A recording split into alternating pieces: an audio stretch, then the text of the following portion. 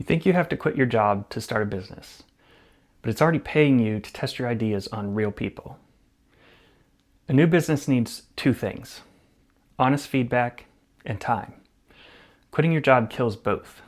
You swap a building full of people and a paycheck for an empty house and a countdown until your mortgage is due. I picked a business off a keyword tool. I went with Power Tools because it said it'd be easy to rank. I wrote 250 articles and never talked to a single person who actually buys them.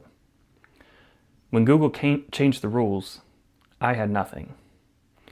Freedom isn't what you need to start a business.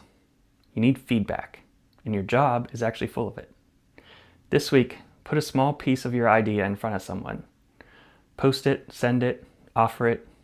You're not looking for a great idea. You're after a yes, a payment, or a fast no.